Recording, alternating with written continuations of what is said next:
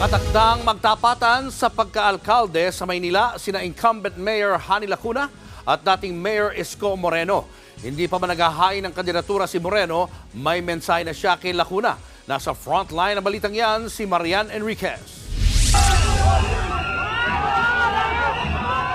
Sinalubong sa Manila City Hall ng mga taga-suporta sina incumbent Mayor Hani Lacuna at Vice Mayor Yul Servo kaninang umaga.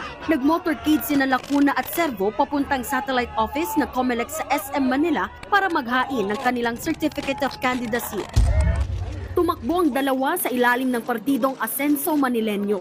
Sa gitna naman ng pagtitipon, kasama ang mga taga-suporta, may sinigaw si Lacuna na tila pasaring sa makakalaban niyang dating katandem at dating Manila Mayor Isko Moreno.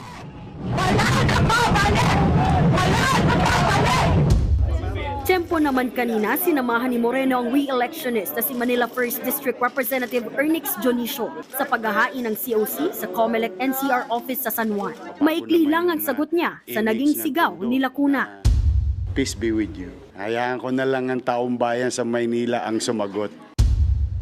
Sa huling araw ng COC filing sa October 8, nakatakdang maghain ng kandidatura si Moreno. Ang posibleng maging running mate niya ay ang anak ni dating Manila Mayor Lito Atienza na si Chi Atienza Valdepeñas.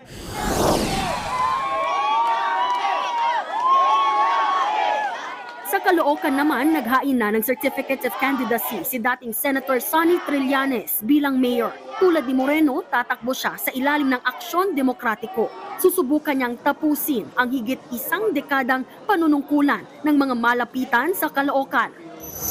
Makakatunggali ni Trillanes sa posisyon si incumbent Caloocan City Mayor Along Malapitan na nauna nang nag-file para sa kanyang re-election kahapon. Matatandaang sinabi ni Malapitan na ang pagiging tubong Caloocan at matagal niyang pagsiserbisyo sa lokal na pamahalaan ang lamang niya kay Trillanes.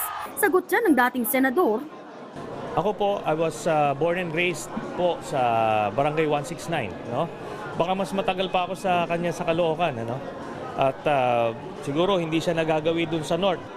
Nagbabalita mula sa frontline, Marian Enriquez, News 5. Mga kapatid, Julius Babaw po. Iba na ang may alam at may pakialam sa panahon ngayon. Para sa frontline ng mga balita, mag-follow at mag-subscribe sa social media pages ng News 5.